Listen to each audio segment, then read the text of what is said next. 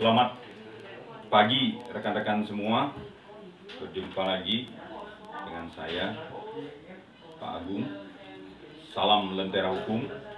Semoga sehat semua. Adapun yang ingin saya sampaikan dalam kesempatan ini adalah tentang paralegal. Mungkin teman-teman sudah semua pada tahu apa itu paralegal.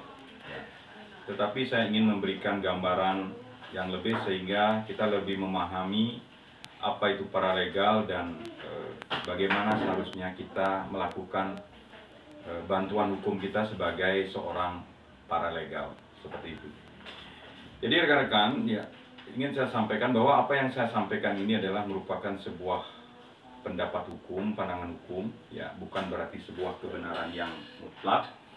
Jadi ada adegium yang sering saya sampaikan, 5 orang ahli hukum bertemu, akan ada 10 pendapat hukum yang berbeda. Perbedaan itu bukanlah harus kita permasalahkan, tetapi mari kita mencari hal-hal yang lebih baik, yang lebih sempurna dengan mengumpulkan, menganalisa perbedaan-perbedaan tersebut.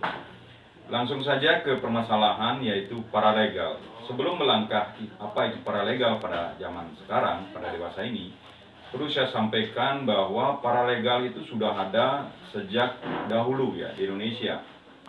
Sejarahnya itu sudah ada dari sejak zaman Belanda ya. Mungkin istilahnya dulu itu adalah kalau kita lihat di dalam literatur, teori-teori, penjelasan-penjelasan para ahli itu disebut ada istilah fokrol bambu ya. Jadi kalau orang dulu seorang berdebat itu biasa disebut dengan berdebat fokrol ya. Jadi fokrol bambu itu adalah merupakan cikal bakal daripada istilah dari para paralegal.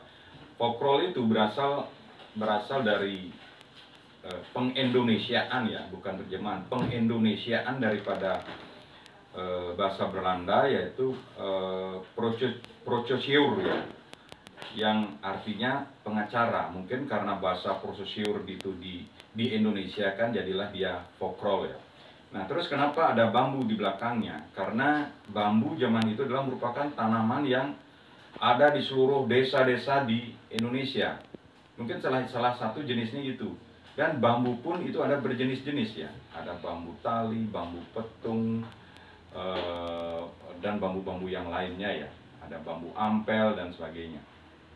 Nah, itu juga yang digunakan untuk memberikan gambaran terhadap pokrol-pokrol atau pengacara-pengacara saat itu yang ada berjenis-jenis, baik dari stylenya, dari caranya berpakaian, dari caranya bicara, dari kasus-kasus yang ditangani, itu bermacam-macam.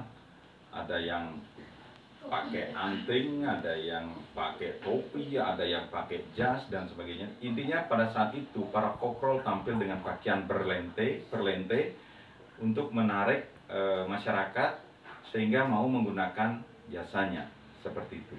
Nah, tetapi ada suatu hal yang dalam tanda petik bersifat kita lihat secara negatif saat itu. Waktu itu berkembang ada istilah pokrol bambu apus ya, di mana apus itu dalam bahasa daerahnya saat itu berarti penipu ya, memperdaya ya. Jadi di sana diibaratkan bahwa pokrol itu atau pengacara itu diibaratkan orang yang mampu memperdaya orang atau dalam tanda petik menipu dengan kemampuannya ya, sehingga waktu itu dikenal dengan nama pokrol bambu apus ya. Mungkin di dalam bahasa Belanda officier ya, atau krok dalam bahasa Inggrisnya itu ya juga disebut sebagai istilah menipu atau memperdaya, seperti itu. Nah, seperti itulah gambaran daripada paralegal atau pokrol bambu saat itu, di mana istilah paralegal atau pokrol bambu itu lebih membahana, lebih terkenal pada saat itu ketika ditulis di dalam sebuah koran, Egleman Blestad ya, itu koran Belanda pada tahun 1913 itu. Akhirnya istilah pokrol bambu atau saat ini di paralegal itu sangat-sangat membahana, sangat terkenal pada saat itu. Nah, itulah merupakan cikal bakal daripada paralegal yang saat ini kita kenal. Nah, kemudian apa itu sesungguhnya paralegal ya? Paralegal itu di dalam keputusan Menkumham nomor 3 tahun 2021 itu dijelaskan bahwa paralegal itu pada prinsipnya adalah orang yang ahli atau memiliki pengetahuan hukum ya, yang sama dengan mirip dengan advokat, tetapi tidak bisa memberikan bantuan hukum secara mandiri di pengadilan. Nah, di sana letak perbedaan antara paralegal dengan advokat. Kalau advokat dia secara mandiri bisa melakukan pembelaan atau memberikan bantuan hukum di pengadilan, sedangkan paralegal tidak bisa. Tetapi dia bisa memberikan bantuan hukum secara mandiri di luar pengadilan, non litigasi, maaf. Kalau advokat dia secara litigasi ya, seperti itu. Tetapi paralegal dia harus mendapatkan surat kuasa dari advokat untuk melakukan sebuah bantuan hukum, baik itu di masyarakat maupun di tempat lainnya. Jadi pada prinsipnya paralegal itu berada di bawah naungan advokat. Persamaannya adalah keduanya sama-sama memberikan bantuan hukum. Tetapi advokat itu bisa secara langsung, secara mandiri, baik itu di luar pengadilan maupun di dalam pengadilan. Sedangkan kalau paralegal, dia hanya bisa memberikan bantuan litigasi, yaitu di luar pengadilan, dengan tetap mendapatkan kuasa daripada seorang advokat, seperti itu. Nah, jadi rekan-rekan yang ingin memberikan bantuan hukum kepada masyarakat yang membutuhkan itu di luar pengadilan, ya seyogianya rekan-rekan harus mendapatkan kuasa terlebih dahulu dari seorang advokat.